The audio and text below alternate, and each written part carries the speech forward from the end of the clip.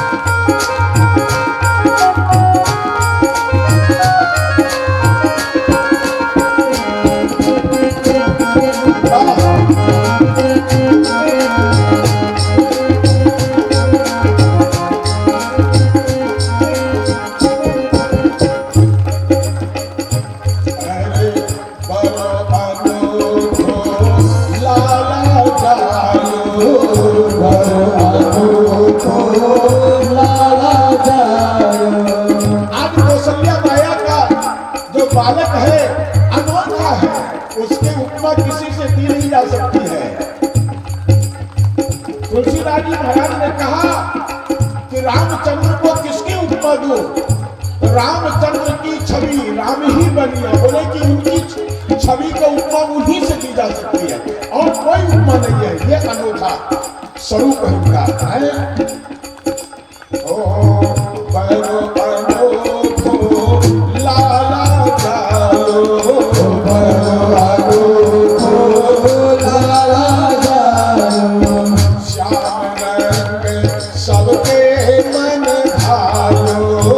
श्याम रंग सबके मन भायो, श्याम रंग सबके मन भायो, श्याम रंग सबके मन भायो।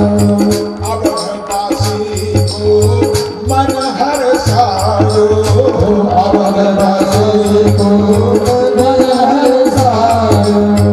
उमंग उमंग सब चले,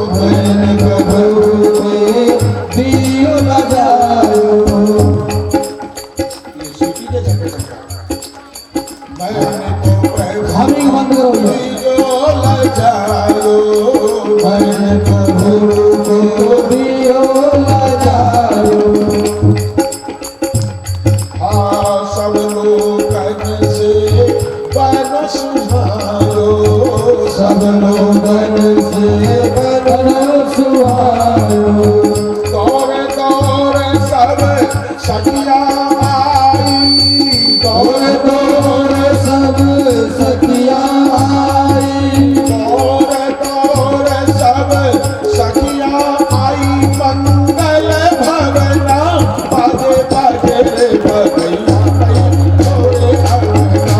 बाजे बाजे रे बगैया मैया तोरे अंगना बाजे बाजे रे बगैया मैया तोरे अंगना बाजे बाजे रे बगैया मैया तोरे अंगना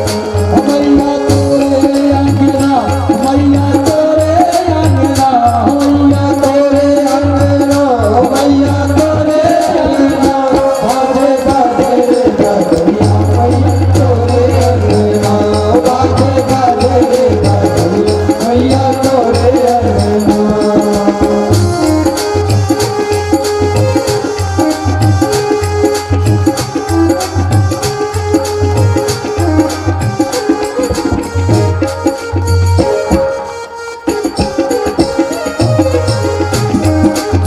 जय हो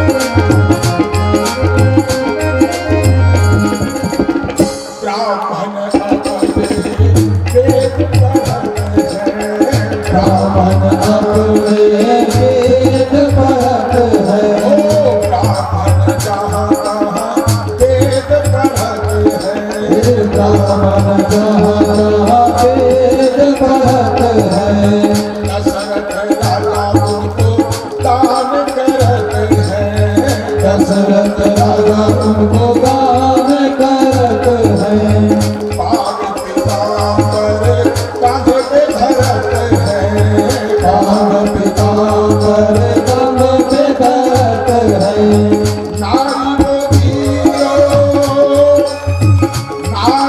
दियो मैया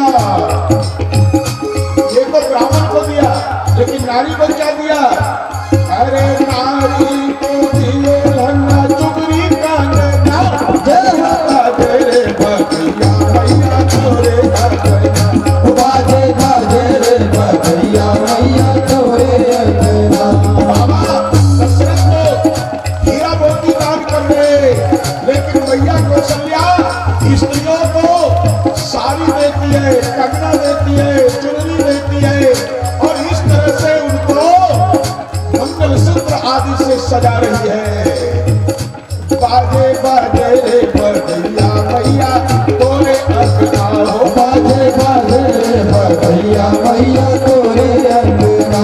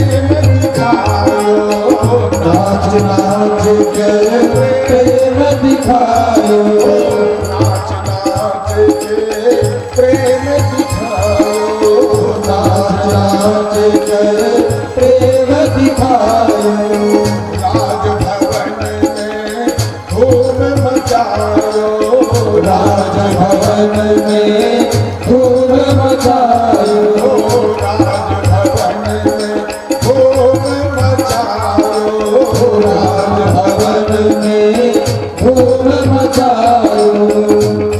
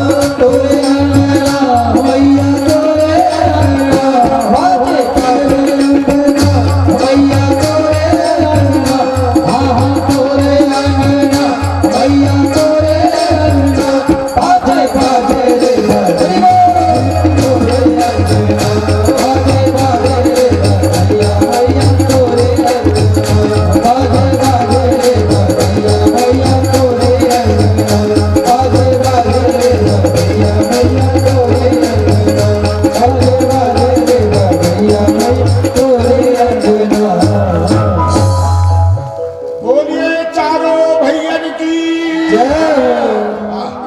आप लोगों ने, हम तो सोच रहे थे कि आज एकादशी है, सब भूखे प्यासे आए हुए तो जयकारा बोलने में उनको कठिनाई होगी, लेकिन आज तो लगता है सब भर भर पेट खा के आए हैं। द्वादशी के तरफ गरज रहे हो तो गरजना ही चाहिए। भगवान का जन्म कल हुआ तो आज तो गरजना ही है। प्रेमियों आइए, बहुत सुंदर, देखिए क्या आनंद की चीज है। नंदी मुख सराग करी, जात कर्म सब कीन, हाटक धेनु बसन मणि, नृप विक्रम कहती। जब किसी के खानदान में, वंश में कोई बच्चा जन्म नहीं लेता है तो आपके जो पितर स्वर्ग में है, पितृलोक में, वो रोते हैं। उसको आप श्राद्ध में कुछ पिंडदान, चाहे आप जल देते हो ना, तो उस जल को अपनी श्वासों की गर्मी से गर्म करके और लंबी सांस लेते हैं। क्यों लेते हैं? कि अब ये मर जाएगा तो इसके बाद इसको कोई संतान नहीं है, मेरा श्राद्ध कौन करेगा, मुझे पिंडदान कौन देगा, मुझे तर्पण कौन करेगा। पितृलोग स्वर्ग में रोते हैं। लेकिन जब बालक का जन्म होता है तो उन पितरों का आनंद होता है कि मेरे को श्राद्ध करने वाला जन्म ले लिया है। इसलिए आपके घर में बालक का जन्म हो तो आपको नांदी श्राद्ध जरूर करना चाहिए। मानते हो शास्त्र को तो, नहीं मानते हो तो आप जानो, मैं किसी को बात भी नहीं करता हूं, क्योंकि अपनी अपनी मर्जी, भारत स्वतंत्र है। किसी की स्वतंत्रता को कैसे दबाया जा सकता है, लेकिन हाँ, अगर शास्त्र के अनुकूल समझो तो जरूर आपके घर में बालक का जन्म हो तो नांदी श्राद्ध जरूर करना। ये नांदी श्राद्ध क्या है? हमारे जितने भी देवलोक हो चुके हैं, स्वर्गवासी हो चुके हैं, उनको पंडितों के द्वारा पिंड बना करके आवाहन करते हैं कि बाबा, अभी तक आपके खानदान में बच्चा नहीं हो रहा था, हमें भी चिंता थी कि मेरा वंश कैसे चलेगा, और आपको भी चिंता थी कि मुझे तर्पण कौन करेगा। वो आ चुका है, तो इसकी खुशी में हम आप लोगों को बुलाते हैं, आप आइए। उसको कहते हैं नांदी श्राद्ध। क्या कहते हैं? नांदी श्राद्ध। पितरों को बुलाना, और बुला करके उसमें प्रेमियों हाटक धेनु बसन मणि, हाटक मणि सोना, गाय, वस्त्र, मणि, धन, ये सब उनके नाम पर दान किया जाता है, जिससे कि उस बालक को आशीर्वाद मिले कि हमारे घर में यह सब हमेशा भरा रहे। प्रेमियों, नंदी मुख श्राद्ध करी, दशरथ जी ने नंदी मुख श्राद्ध किया। जात कर्म, जो बच्चे का कर्म होता है, वो जातक कर्म भी किया और सबको दान दिया। लेकिन मैया कौशल्या को दान से मन नहीं भर रहा है, इतना दान कर रही है, इतना कर रही है कि मन नहीं भर रहा है। तो गोस्वामी जी को लिखना पड़ा क्या? अरे सर्वस दान दीन सबका, सर्वस दान दीन सबका,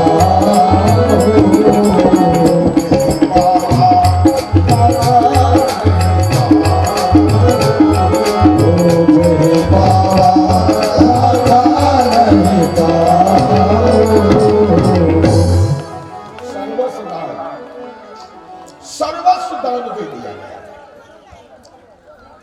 लेकिन अयोध्या का व्यक्ति इतना उदार है कि जो पाया वो रखा नहीं, वो भी दे दिया। पाने वाला भी रखता नहीं है, वो दान कर देता है। तो प्रश्न उठा कि सर्वस्व दान दिया और जिसने पाया वो रखा नहीं, तो वो दान गया कहां? वो दान कहां गया? तो एक प्रमाण सुनिए। मणि पर्वत आज भी अयोध्या में है, अयोध्या के दक्षिण दिशा में। ऐसा सुनने में आया है क्या कि जब दान दिया गया और जो पाया वो रखा नहीं, उदार बन गया, तो उसको दशरथ जी ने एक जगह इकट्ठा करवा दिया जो बनी पर्वत नाम से हो गया। लेकिन दूसरा भाव सुनो, सर्वस दान दीन सब काहू, जही पावा राखा नहीं ताहू। सर्वस कौन है? सर्वस राम है, राम का दान हो रहा है। आपने क्या लिखा है? मुनि जन धन सर्वस शिव प्राणा, बाल के निरस तेहि सुख माना। ये शिव के सर्वस्व है। राम कौन है? शिव के सर्वस्व है, मुनि के सर्वस्व है, भक्तों के सर्वस्व है। तो सर्वस्व दान अर्थात भगवान को दान दिया जा रहा है। कैसे? तो जब कौशल्या के अंगना में भीड़ लग गई स्त्रियों की, तो गोलाकार स्त्रियां बैठ गई। ध्यान दीजिएगा, गोलाकार। कौशल्या मैया अपने बच्चे को दूसरे को दान देती है। दूसरी माताएं ने उसको खिलाया, चूमा और आनंद लिया।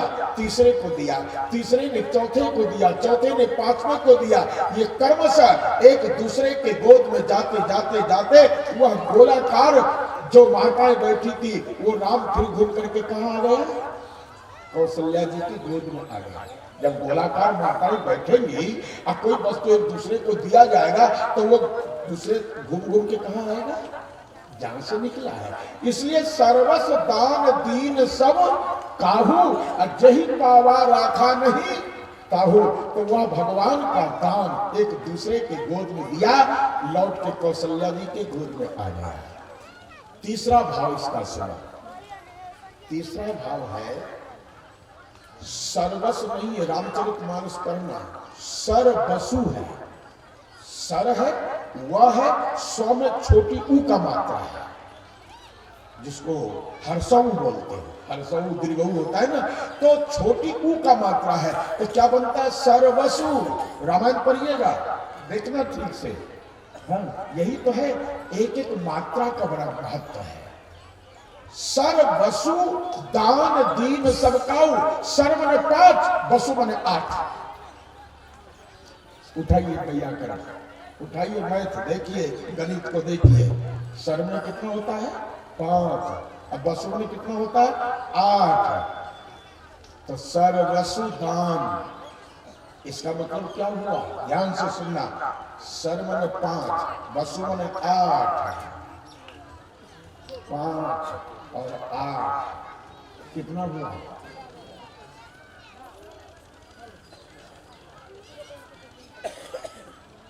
प्रेमियों, 5 और फिर 8 है। आप कहोगे 58 हुआ। कितना हुआ? 58। ये भी गलत है। आपने जोड़ दिया 5, 8, 13 कर दिया, ये भी गलत है। आप कहोगे कैसे? तो मैथ में लिखा है अंका नाम वामोगति। क्या लिखा है? अंका नाम वामोगति। अंकों की गति बाईं चलती है। आप किधर से गिनते हो? 1 आई, 2 आई, सैकड़ा, हजार। दाहिने से बाएं जाते हो कि बाएं से दाहिने जाते हो? बोलो किधर जाते हो? देखो गोस्वामी जी का चमत्कार देखो। अंका नाम वामोगति, अंकों की गति बाई होती है। तो सर्व में 5 और वसु में 8। 5 के बाएं तरफ 8 लिखो तो कितना बनेगा? बोले 85। और योनि कितना है? 84 लाख। सर्वस दान, सर्वस दान का अर्थ हुआ कि 84 लाख योनियों से ऊपर 85वां में मुक्ति है। मुक्ति का दान दिया जा रहा है। मोक्ष ले लो, मोक्ष ले लो, मोक्ष ले लो, लेकिन कोई भी मोक्ष लेने को तैयार नहीं है। सर्वस दान दीन सब काऊ, मोक्ष का दान दिया जा रहा है। जहां राम आ गए वहां मुक्ति तो दासी बनकर के लौटती है। मोक्ष ले लो, लेकिन अयोध्या वासियों का मोक्ष नहीं चाहिए। बोले क्यों? बोले मोक्ष में तो एक पहाड़ पत्थर जड़ बनकर के धाम में रहना है, मुझे तो खेलना है, कूदना है राम के साथ। इसलिए सगुण उपासक मोक्ष नहीं लेता है, मोक्ष ज्ञानी लेता है। मुझे ज्ञानी नहीं बनना है। बोले मुझे तो राम जी के साथ खेलना कूदना है। मोक्ष में मुझे वैकुंठ मिल जाएगा, स्वर्ग मिल जाएगा, वहां एक जगह पड़ा रहूंगा, लेकिन अयोध्या में रहूंगा, मोक्ष नहीं चाहिए। तो क्या होगा अयोध्या में? बोले राम जी के साथ खेलना है, राम जी के साथ स्नान करने जाना है, राम जी के साथ वन में घूमना है, राम जी के साथ भोजन करना है।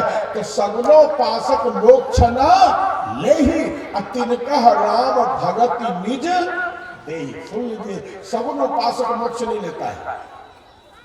हमसे एक व्यक्ति ने कहा कि महाराज आप इतनी सुंदर कथा सुनाते हो, लोग मंत्रमुग्ध होते हैं, आपका तो परलोक बन गया होगा। हमने कहा कि मुझे परलोक नहीं जाना है। हरि का जन्म तो मुक्ति ने मांगे जन्म जन्म अवतार, जन्म जन्म वह बार बार जन्म मांगता है। बोले क्यों? तो मैं भी भगवान से मांगता हूं कि परमात्मा मुझे मोक्ष मत देना, मुझे बार बार पृथ्वी पर जन्म देना और तुम्हारे चरित्र गाने की शक्ति देना, तो मैं घूम घूम करके आपकी कथा सुनाता रहूं और समाज सुनता रहे। ये भगवान का चरित्र है, ये परमानंद है, ब्रह्मानंद नहीं है। ब्रह्मानंद एक देशीय होता है, परमानंद बहुदेशीय होता है। ब्रह्मानंद क्या है सुना दो आपको। मैंने आंख बंद कर लिया और अंदर भगवान का ध्यान कर रहा हूं, ब्रह्म का ध्यान कर रहा हूं, ये हुआ ब्रह्मानंद। लेकिन मैं आंख बंद करके बैठ जाऊं, कितने लोग बैठे रहेंगे? एक एक उठ के चले जाएंगे, कुछ नहीं हो रहा है, चलो चलो चलो। तो ब्रह्मानंद एक देशीय होगा, एक को सुख दे रहा है। लेकिन परमानंद भगवान की कथा है कि हम बोल रहे हैं, मैं भी आनंद ले रहा हूं, और जितने लोगों के कान में आवाज जा रही है सब झूम रहे हैं। ये बहुदेशीय हुआ कि नहीं? तो जहां सबको आनंद मिले, उस आनंद को छोड़ के ब्रह्मानंद के पीछे कौन घूरे? मुझे ब्रह्मानंद नहीं चाहिए, मुझे तो परमानंद चाहिए। और दशरथ जी ने इसी को लिया। बोले कैसे? तो परमानंद पूरी मन राजा, कहा बुलाई बजावहु बाजा। परमानंद कथा का आनंद बहुत ऐसी है, जितने लोग सुनते हैं और जो कहते हैं सब आनंद में विभोर होते हैं। तो इसलिए 85वां मुक्ति है, 84 लाख के ऊपर वो मोक्ष दिया जा रहा है। कोई नेता नहीं है। बोले क्यों? बोले हम मोक्ष नहीं चाहिए। बोले तो? बोले हमको तो यह चाहिए। क्या?